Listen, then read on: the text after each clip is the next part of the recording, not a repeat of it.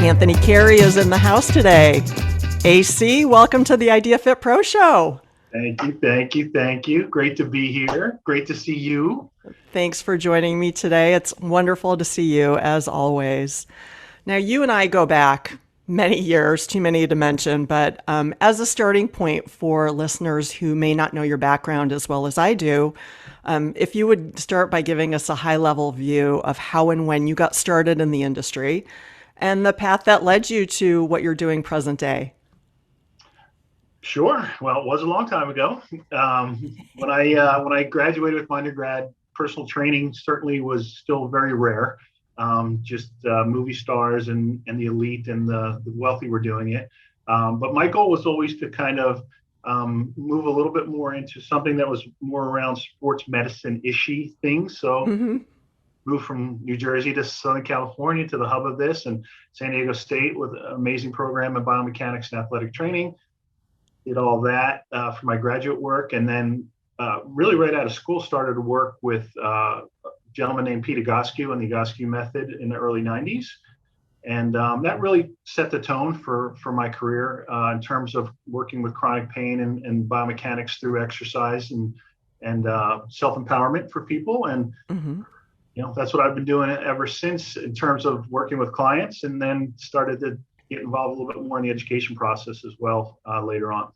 Yeah, and you're also an inventor. We'll get to that soon. But, I was reading an interview you did recently with Authority magazine, and I was totally blown away by the Dr. Jonas Salk story that you told, which this happened early in your career, and I had no idea about this story. So I would love for you to share that experience and describe how it helped to inform your wellness perspective. Well, for those that may not know, Jonas Salk is credited with discovering the polio vaccine, right? And there's the Salk Institute here in San Diego, which is a kind of a research hub for infectious diseases from people around the world.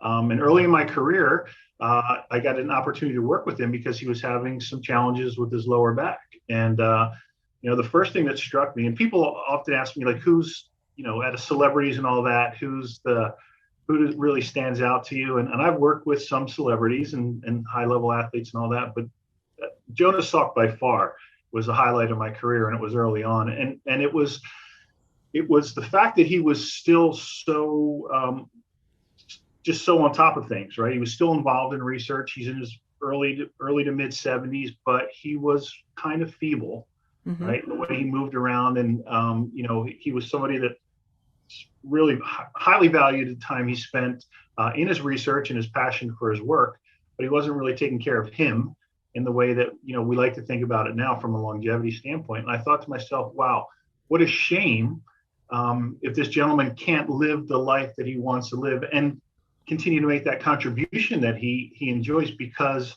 of his lack of physical capacity. And so I thought to myself, he's amazing. Everything that he's done, I was in awe of him. And as much as anything, I was in awe of his humility. The guy was so soft-spoken, so willing to take input from me at that, this 20-some-year-old. But then I realized, the mental and physical aspect are so important. And, it's not just about aesthetics. It's about your ability to kind of do the things you want to do for the rest of your life, and to be able, for those two aspects of our mental capacity and our physical capacity to match themselves, to be able to continue to do what we want to do. Yeah, and you've definitely carried that through your entire philosophy with, function first, with the clients you're still training daily. I'm wondering who, as far as shaping you as a young professional, who were some of your early mentors in the industry, and what were some of the lessons that you learned from them? Yeah, well, I think initially it was a combination of people in my graduate program. So I had to do this sort of the hours to be an athletic trainer and work with, a lot of sports medicine people, and bits and pieces of what I learned from them was critical. But I have to say Pete Egoscue was probably the biggest initial mentor that I had, because it was a whole different way of thinking. And this was a guy that had kind of was a maverick on his own and going out there. And I learned, I owe a great deal to him. Also feel like I learned some things I didn't want to do from him, which is equally important. And I think that's the point of mentors, right? Mentors generally fit something that we need in a certain way at a certain time. They're not like our fathers or our mothers in that respect. They fill a need based on their experience, and he really set me in a direction that I'm in today, and learned a lot from him in a lot of ways. Yeah, and did you actively seek him out, or was it just you kind of landed there with him? I was looking for a job while I was finishing my master's thesis, and it was pure, serendipitous that I ended up there, because back then I was looking for ads in the newspaper, and got an interview, and got the job, and was literally clueless about what they did in terms of the differentiation when I went in there, and ended up spending 3 years becoming his director of education, training Hmm. all his incoming therapists. They still use big part of the manual today that I wrote back in the early 90s. That's fantastic. And they're still doing good work there, but there's been a little bit of a divergence in underlying philosophies to a degree, but that's okay. That's what I consider my professional growth.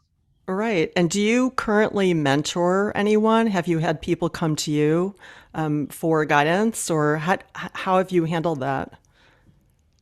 Yes, in different ways, kind of short-term and long-term stuff. For example, our director of education for Function First, and I think you've met Kevin Murray. He's up in Canada, Sure, sure. and he's helped me with my curriculum, developing I should say, our curriculum, the pain-free movement specialist. And he started out by almost stalking me on Facebook, wanting to come down and spend time with us. And so finally, I did, and turns out that he's been somebody that I think I've helped professionally over the years. So he's been a long-term one. And then we have students that come in all the time, and we do our professional education, which continues on in a mentorship type capacity as well. So that's my strength. But I'm always seeking mentors myself at different points and different times within my life.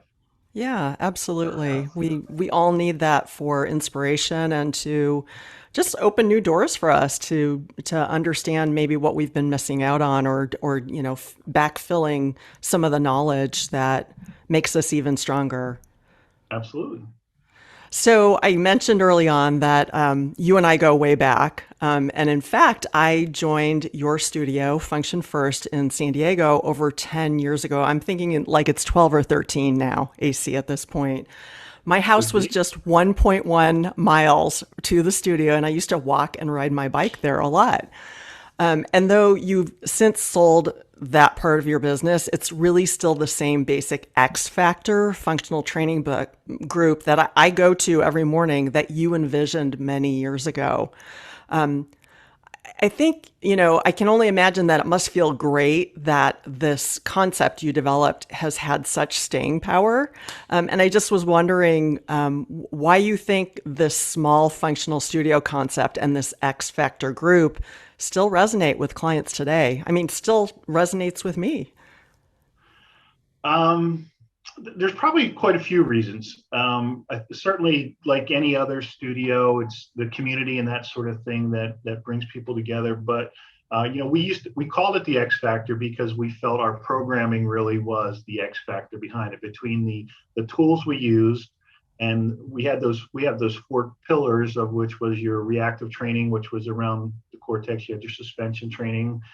You had your you had your ground-based training, which was more of your, traditional stuff, the floor-based stuff and all that. And then we also used the power plate and incorporated all those kind of things in there. So looking at those pillars made it interesting, and made it scalable, and also just made it really engaging and fun. People often reflect on, they come in and they super fit people and do our workouts, and they would be like, wow, never did anything like that before. So I think the underlying idea of the ongoing variability, but still within boundaries of kind of specific objectives that you wanted to accomplish without the workout, and it's not just completely random chaos, is appealing to people, especially people that are not super driven by having to do the same exercise 3 times a week to see that progress. Yeah. Instead, they really see the connection between real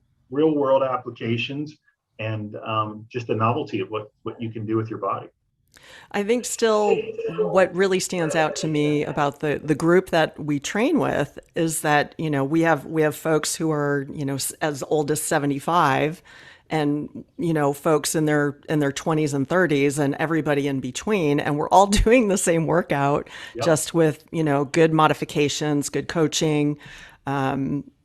It just it's always really worked for me. And I want to mention also that when I first came to Function First, I was training pretty seriously for triathlons. I And so remember.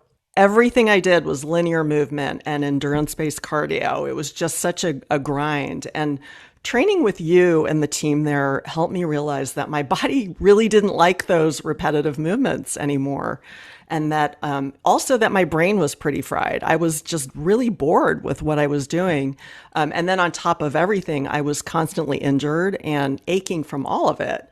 So training functionally, learning, using the four pillars that you mentioned, understanding tissue preparation through corrective X and dynamic warm up really has set me up for the last 10 to 12 years of being pain free, injury free. And I just also really began to understand how connecting your brain to the process can be so valuable. So Yeah. today I'm stronger, I'm more flexible, I'm more mobile than ever. I was hoping you could talk a little bit about the benefits of corrective X and moving load functionally, what those do for human beings, and then also the mind body advantage that you think comes along with it. Well, corrective exercise, I think, in some ways has gotten a bad rap. Some ways it's gone off on a sort of, unnecessary path in terms of applications. But I just look at it in ways that we can positively influence the body through stimulus, through very strategic stimulus that can change sort of our existing underlying biomechanics, right?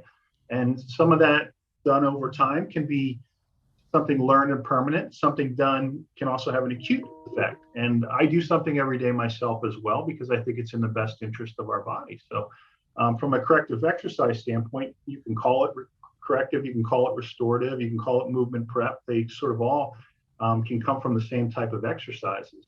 And utilizing that is I think it's care for your body, right? If you're going to spend 20 minutes rolling on a foam roller, you probably can get more benefit out of 20 minutes of doing a kind of a strategic, purposeful corrective exercise program. So, that's obviously been the number one thing that we've done with Function First over the last 30 years. And then the X factor was an outgrowth of that, taking those concepts and applying them, the movement-based concepts, applying them to the more traditional fitness-related stuff and staying within the ethos and underlying philosophy of what we stood for from a movement standpoint. So when you took it to that next level, which is what you sort of graduated to and get to continue today, I think it's important also to state, when you say you're pain free, but you're pain free doing all the things that you want to do as well, right? Some Exactly. people in the movement world shrink and they say, I don't have any pain anymore, but I don't do this, or this anymore because I'm too old, or it used to hurt my knees, or my doctor said don't do it, or whatever, right? I mean, I think 99% of us have the capacity to really expand what we're doing. Yeah, I mean, I think I probably could go back to triathlons, but for me, it was more I think the boredom. I just was sort of done with that. And just, working out with Vipers and Core-Tex and all of the super fun equipment that always was at Function First and is now at Brainstorm, which is the evolution of where we came from Function First. It just has. I probably could go back to triathlons and be probably improve most of the times I did 10 years ago, just because I of would the agree with that. type of training I've gotten. I'm just sort of choosing not to, but I'm ready for life, and doing the things that I want to do. Yeah, and as you described, there's a lot to be said with the mind-body connection, not the sort of the intrinsic side of it, but also just kind of the cognitive side and the execution, the executive function that has to happen with some of the moves that you're doing because they're different, and there might be cues that you have to follow, and there's reactive both cognitive and subconscious things that we're doing, and all of that adds to basically, neuroplasticity and things that are good for us as for any of us, but especially as we age. And so, there's a ceiling to that, right? You can make it too complex, and somebody basically, especially if they're much older, they'll freeze a little bit. But by continuing to stimulate them that way and not making it mindless exercise, and again, being purposeful. I mean, I think that's so important. Just the concept of purposeful beyond either caloric burn or adding volume and load to something can really change the outcomes of our exercise program. Yeah, and I still leave the studio every day smiling and feeling great. So it just it serves me well, and obviously the group I'm working out with, many of whom have been there for 7-8 years, it's working for them too. So AC, it's pretty clear that you were an early adopter and now one of the go-to experts in our business on corrective exercise and helping people get out of chronic pain. What do you think has changed in regard to using corrective exercise with chronic pain clients today versus when you started Function First almost 3 decades ago? Yeah, by far the biggest thing is kind of the neuroscience around pain that especially chronic pain, that's become clearer and clearer over the last roughly 15 years in the literature, and how that's trickled down into what we can do as fitness professionals, and of course stay within our scope of practice. But back in the day when we started, it was purely a biomechanical view of pain. It was your posture, it was these mechanical stressors to the tissues or to the joints. And so we really got a better understanding of what chronic pain or the elements of it. Now we look at it through a lens or a paradigm of a biopsychosocial model. And that's a game changer for both the client and the corrective exercise practitioner if they really can kind of take those concepts and implement them both into their lifestyles and obviously into the programming and the coaching and the conversations that we have with those clients. Mm-hmm. So for listeners whose ears may have perked up with this bit of conversation, what are a few things that you think Fit Pros can do today to be better equipped to work with clients in pain? Yeah, well, always it's let's start with understanding our professional boundaries. I think especially younger trainers, we're, as a trainer, especially in a traditional 3 times a week kind of thing, or even a twice a week thing, we would see our clients exponentially more than they would see their doctor, right? And so Absolutely. when something comes up, very often the fitness pro becomes the first line in that line of professionals that they should see. And we've got to understand that, especially with an acute pain, that's an absolute referral out. But with chronic pain, the next step in that is understanding a little bit of the science behind it, which makes it really empowering in terms of what we can share with the clients, who we can refer them to, how they can maybe seek out resources that educate them a little bit more on them. But understanding those concepts of the biopsychosocial, which I'll be really quick on this, but the bio is everything that we've traditionally learned about chronic pain, which would be your biomechanics, the biochemistry, the inflammation, all that stuff, the wear and tear, the posture, all those things. And then the psycho has so much to do with things like our beliefs, our attitudes around pain, our emotional stressors at home, our expectations about healing, all those kind of things. And then the social is the societal pressures that go along with it as well. So it's like a 3-legged stool. All 3 of them are always present. Some are a little bit more influential than others. But as fitness pros, and especially with our basic education, we're always looking at that bio side. And there's actually some harm that we can do in terms of the words that we use and things like that, not even in the exercises, but in the way that we're describing or trying to communicate to what's going on. Oh, your shoulder's forward, so that's why you have, neck pain. Well, if that person's shoulder never goes back, and in their mind, they're going to have neck pain for the rest of their life, right? Mm-hmm. So we have to understanding that is a big part of it. And along with that goes the coaching aspects that are related to that. So we can understand some fundamental stuff, and then the third biggie would be giving the human body a little bit more credit than we have, which means its capacity to heal.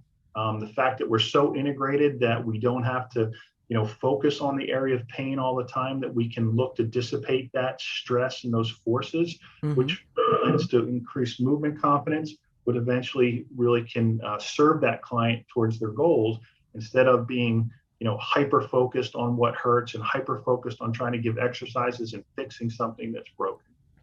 Great stuff. Thanks for that overview.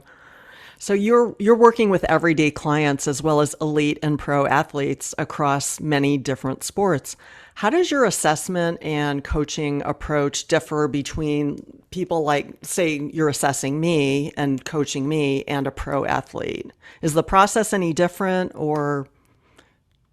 The assessment's not. The assessment is what it is. You're basically trying to find info into, what this person's movement capacity is like right now, where the restrictions or limitations are, what they're apprehensive about, that sort of thing. And you keep in mind, I'm seeing chronic pain clients, right? So I'm not seeing an athlete that twisted their knee over the weekend, or, if I'm going to see an elite athlete, there's somebody that's sort of already been to a bunch of different practitioners. And, Mm-hmm. chronic pain is anything that's been consistent for more than 3 months or intermittent for 6 months or more. So I'm not getting that person that's going to do better with their sports medicine professional. I'm going to get that person that just is frustrated with this lingering type stuff. But the coaching aspect, the conversation can be a little bit different. Obviously, you don't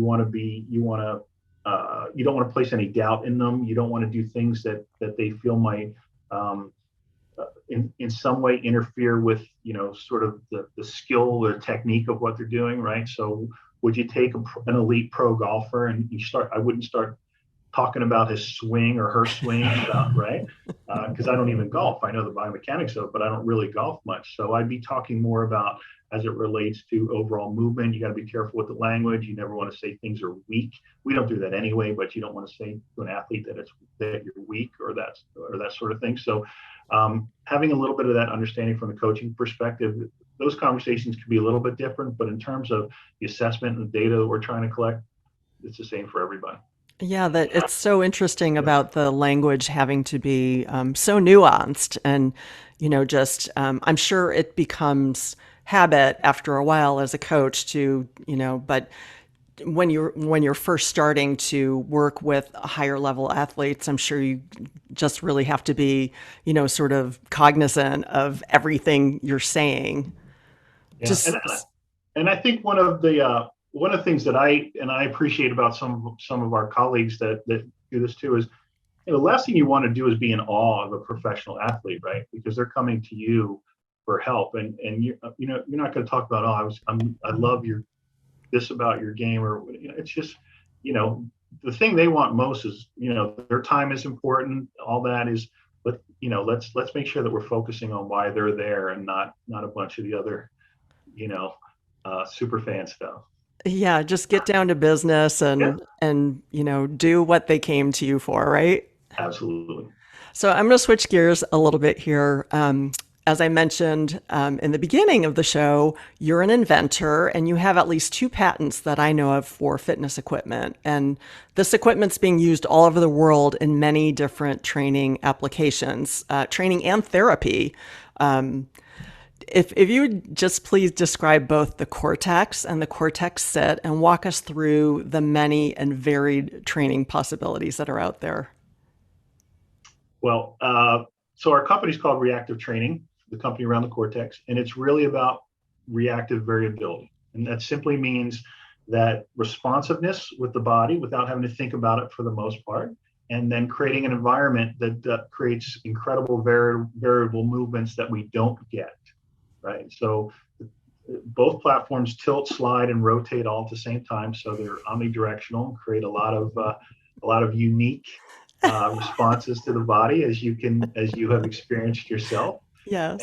And the idea is, with this variability, can we expose the body, both the nervous system and the musculoskeletal system, to stressors that prepare the body to expand that movement catalog, right? And I use that term often in both around function first, and this is if our movement catalog is I can only reach like this, when do I get hurt? I get hurt when I get outside that bubble, or if that's outside of my catalog. If I can expand that, it means I build a greater resiliency, and I give my motor system more problems to solve, because it's increased all these different little novel movements, and so the muscles fire in different ways, and the joints are slightly stressed in different directions. And if it's the sit, it's mostly the lumbopelvic region. If it's the cortex, it's depending on what position the user's in, that we can take advantage of that. Yeah, I remember the first time I ever saw the Core-Tex. You were in Ursa. You were at Ursa, and you were there with the device. I'd never been on it, and you invited me to stand on it. And this thing will rock your world, people. I mean, if you haven't tried it or seen it, definitely look it up. But if you get the opportunity to play around with this device, I can personally vouch for both how bedeviling and enchanting it can be. It's got so much versatility, and it can challenge you in so many different ways. And I think my favorite application of it is for, the softer, gentler drills for, spinal mobility and exploring fascial lines.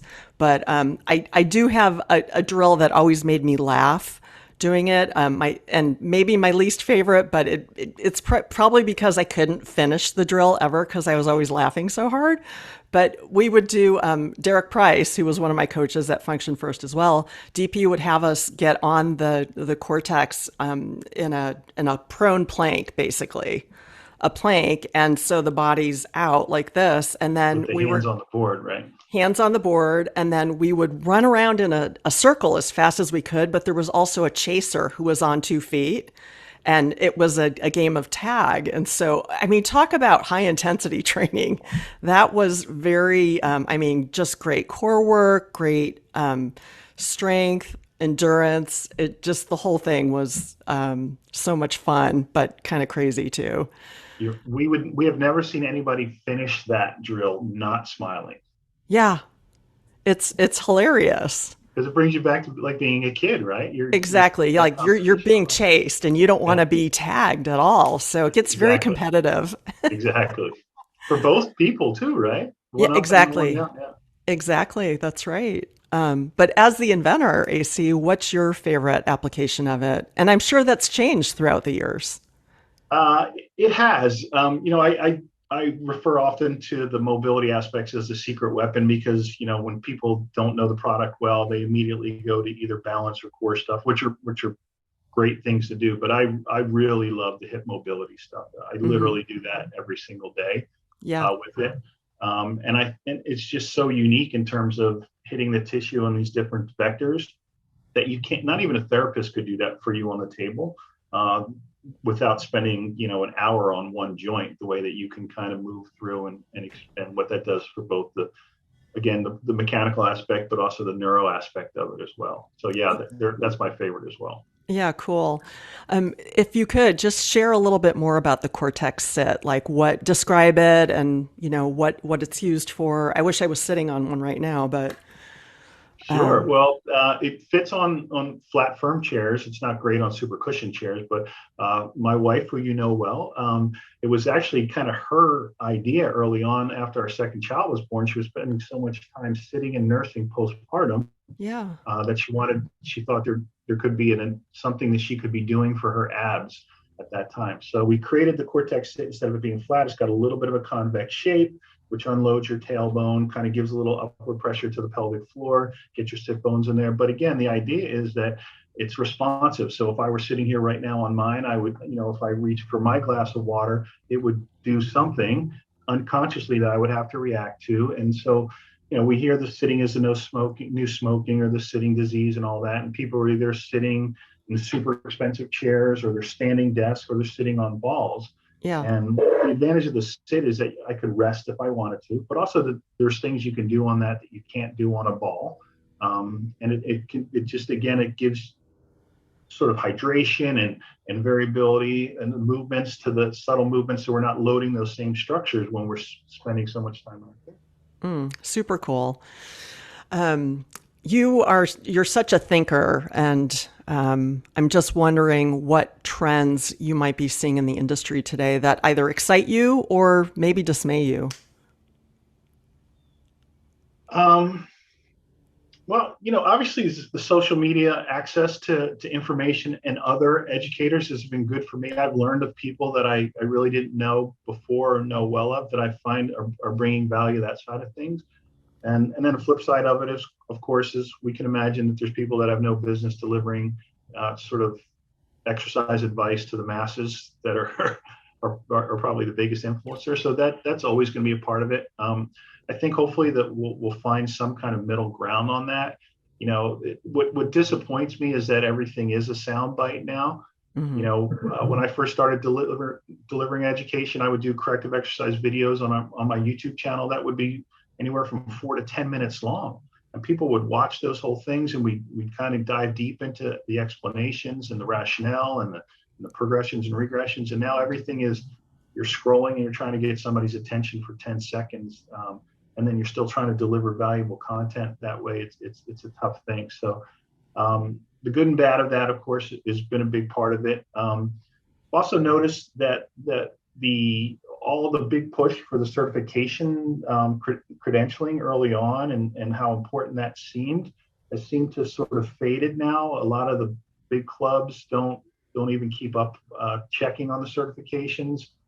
Studios don't necessarily require it. And so you sort of wonder, how many of these younger or newer trainers, I should say, not necessarily younger, but newer trainers are getting their information from social media and then, taking a quick cert. And so just a little concerned about how, are we or are we not diluting the industry overall in the long term, that we're getting access to more people, but as the needs of the general public start to rise, both with age and obesity and chronic illness, that we're starting to flood it with a lot of people that really don't have the background, the education, the experience to work with that level of people. So, there's good and bad, pluses and minuses in all of this that we hopefully will sort itself out.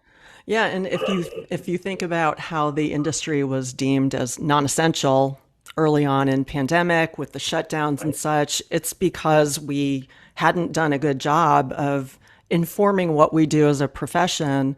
And now we're in this conundrum of, social media is a great way to communicate with people, but for the most part, it's so I'll start by saying that our industry is kind of aging out.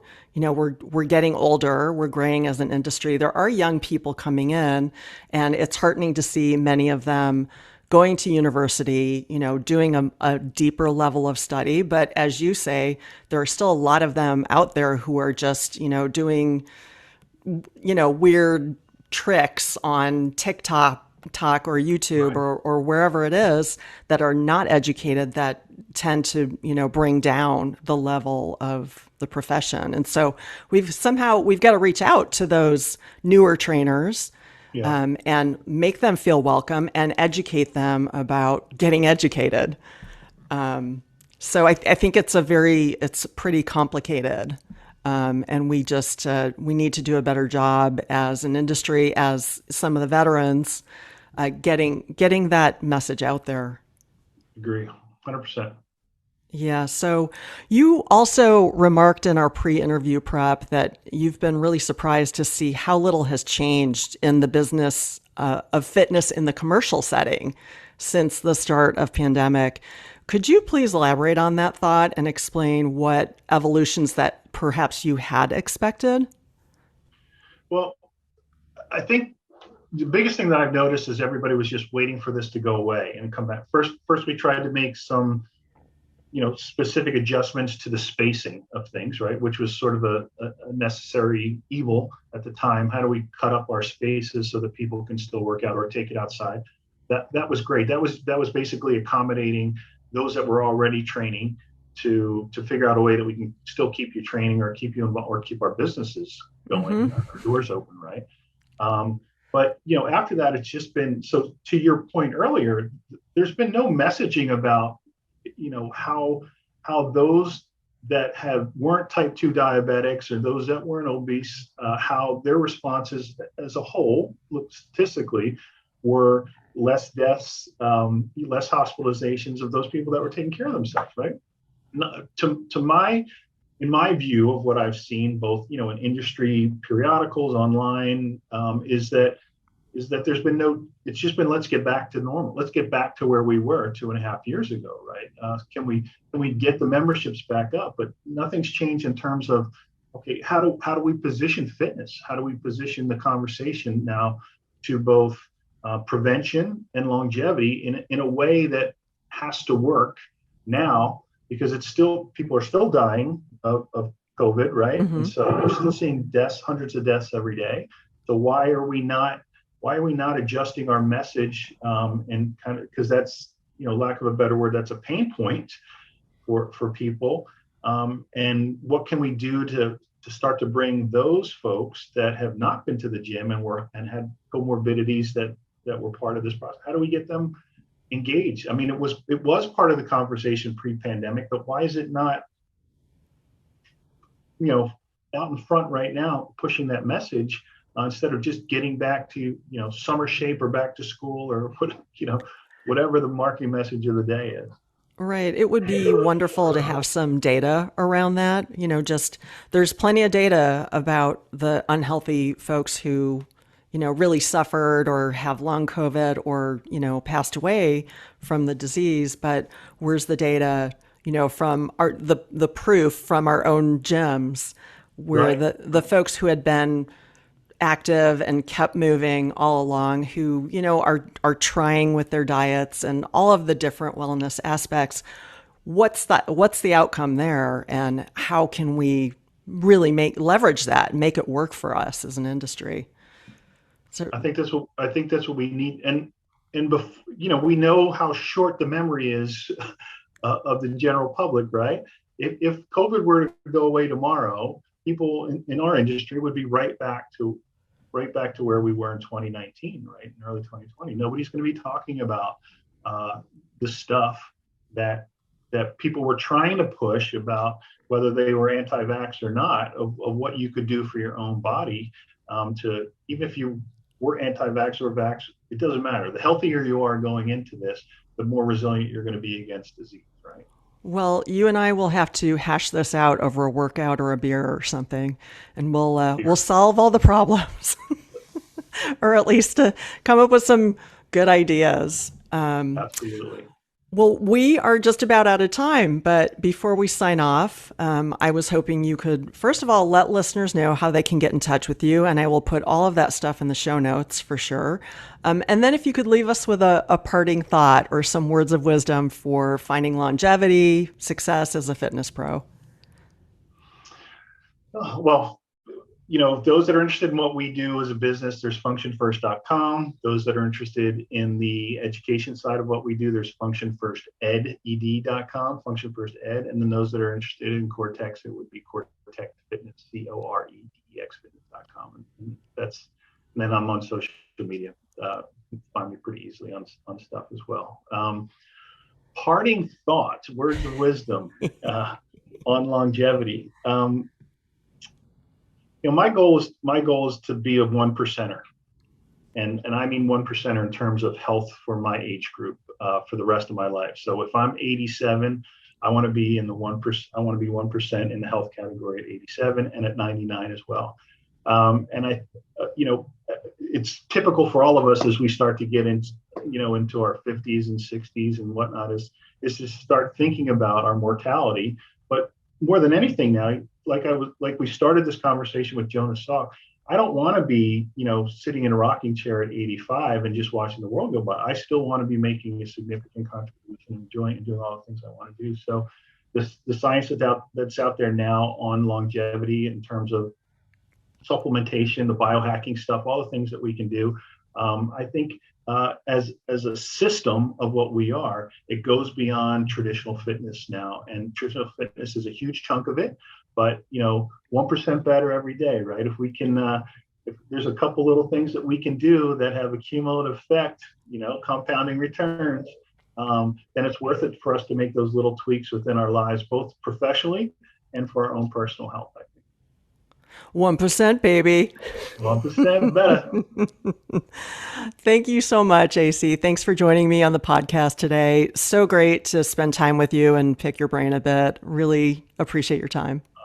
I am thrilled and honored to be here with you, Sandy, and it's always great to catch up with you. We'll see you around town. Thank you.